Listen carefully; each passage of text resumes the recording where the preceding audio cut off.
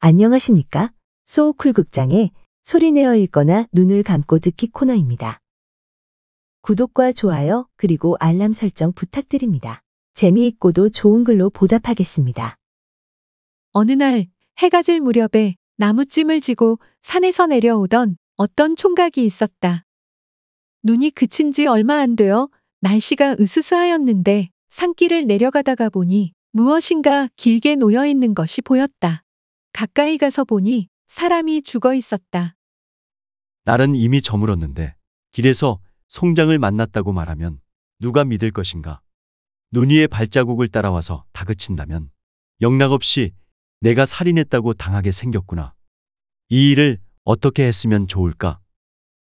총각은 골똘히 생각하다가 나무찜을 내려놓고는 빈 지게에 송장을 실었다. 아직 체온이 남아있는 듯하였으나 마음이 급한 나무꾼 총각은 미처 눈치채지 못하고 부랴부랴 그 자리를 떠났다. 조금 걸어가니 동네 입구에 있는 주막이 나왔다. 그 주막은 낮부터 저녁까지는 밥이나 술을 파는 동네 사랑방이었지만 밤이 깊어지면 이러저러한 핑계로 주막 뒷방에 모인 동네 알량들 사이에 노름판이 벌어지는 곳이었다. 나무꾼 총각은 불이 켜진 방 안에서 사람 소리가 나는 것을 보고는 이제 동네에 들어섰으니 여러 사람의 발자국과 섞여서 내 발자국이 눈길에 드러나지 않을 거야. 노름하는 방 밖에 송장을 두고 가면 노름꾼들이 나오다가 보고 알아서 하겠지. 생각하고는 아무도 모르게 송장을 주막 뒷간 들어가는 입구에 내려놓고는 자기 집으로 가버렸다. 얼마 후에 노름꾼 하나가 뒷간을 가려고 밖으로 나왔다. 시커먼 것이 발에 걸려서 자세히 보니까 송장이었다. 깜짝 놀란 그 사람은 다른 노름꾼을 불렀다. 술 냄새가 나는 것 같은데 술 먹고 오다가 얼어서 죽은 모양이군. 송장이라도 주울 테니 방 안에 들여놓았다가 내일 관가에 보고하세. 이리하여 노름꾼 여러 명이 송장을 방에 들여놓았다. 하지만 노름에 급해서 정작 송장의 얼굴은 제대로 챙겨보지 않았다. 날이 밝아오자 노름꾼들은 방 안에 들여놓은 송장을 잊어버린 채 전부 자기 집으로 돌아갔다. 주막 주인은 이런 사건이 밤사이에 일어난 줄 모르고 잠만 잤다. 이때였다. 죽은 줄 알았던 아랫목의 송장이 부스스 일어났다. 일어나 주위를 두리번거리더니 무엇을 생각하는 듯하였다. 이상하다. 술에 취해 집에 오다가 산길에서 깜빡 잠이 들었는데 누가 나를 업어다가 따뜻한 아랫목에 뉘어놓은 모양이구나. 세상에 고마운 사람도 다 있지. 정신이 돌아왔으니 이제 집으로 가야겠다. 주인에게 인사하다 보면 소문이 날 테니 그냥 가야지. 이 사람은 죽은 것이 아니라 술에 취해서 하마터면 죽을 뻔한 사람이었다. 그는 몰래 방에서 빠져나와 자기 집으로 가버렸다. 오전 중에 노름꾼 한 사람이 와서 주막 주인에게 간밤에 방 안에 있던 송장이 어디 갔는지를 물었다. 영문을 모르는 주막 주인은 무슨 말인가 하고 어리둥절하였다. 여보게, 송장이라니 무슨 말인가? 나는 처음 듣는 말이네. 자네 꿈꾸다가 온 것 아닌가? 아니네. 꿈꾼 게 아니네. 어제 내가 노름하다가 뒷간을 가는데 무엇이 내 발에 걸리기에 보니까 송장이었네. 그래서 방 안에 들여놓고 노름하다가 집에 가서 한숨 자고 오는 길이라네. 이 사람아, 내가 일어났을 때는 송장이 없었네. 자네가 간밤에 돈을 잃고 정신이 오락가락하는 모양인데 그런 소리는 아예 입 밖에 내지도 말게나. 발 없는 말이 천리 간다고 이 일이 소문나서 여러 사람이 관가에 불려가게 되었다.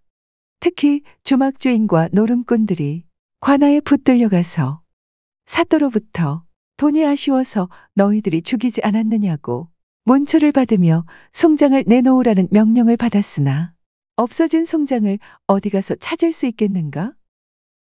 결국 주막주인이 제일 의심스럽다고 생각한 사또는 걸자를 불러 심하게 곤장을 때리면서 문초했다.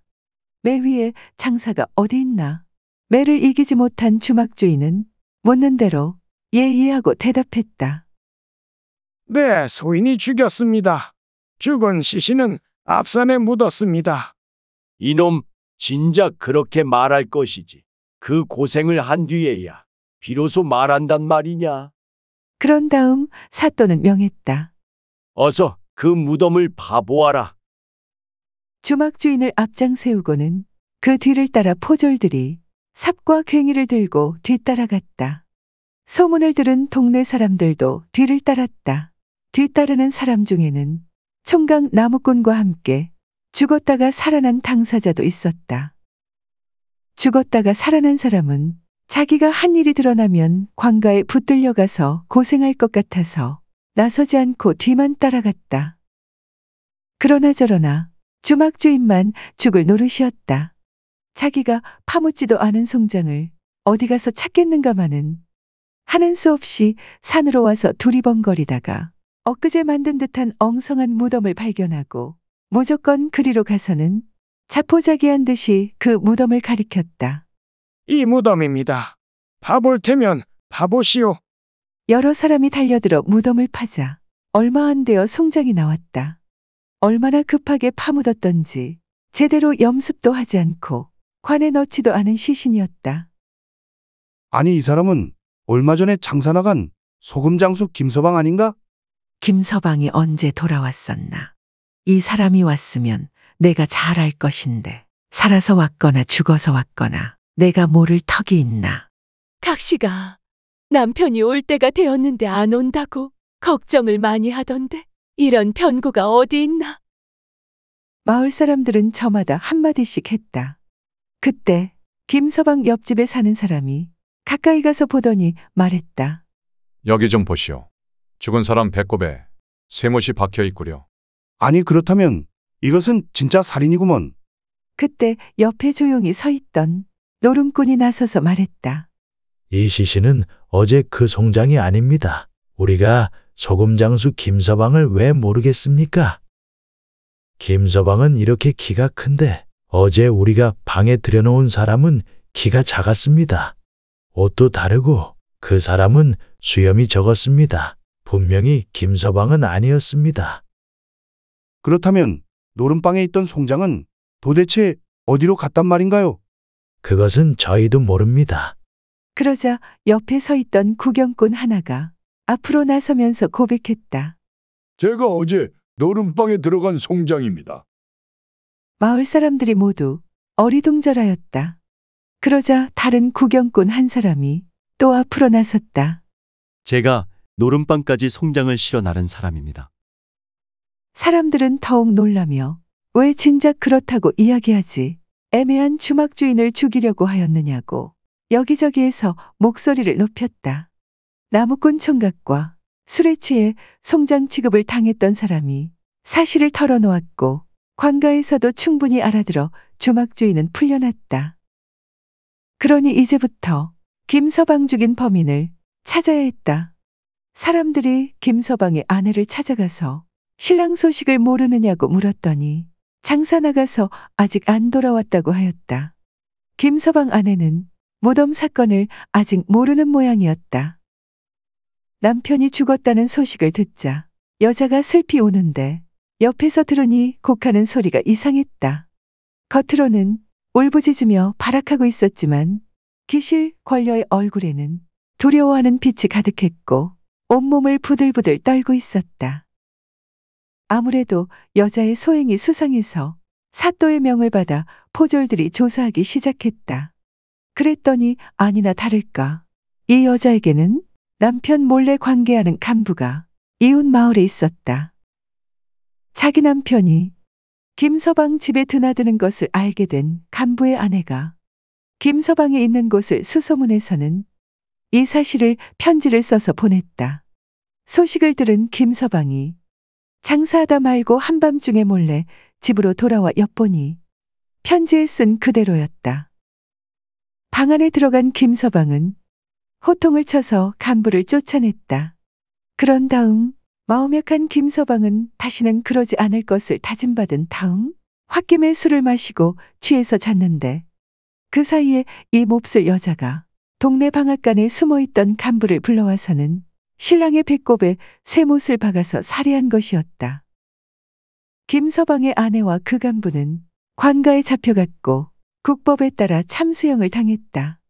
억울한 죽음은 반드시 세상에 드러나는 법이며 언젠가는 발각이 되어 벌을 받는다는 것을 알 수 있다. 들어주셔서 고맙습니다. 용어풀이, 참고문헌, 그리고 자료 출처는 명기만 하고 따로 읽지는 않겠습니다. 참고하시기를 바랍니다.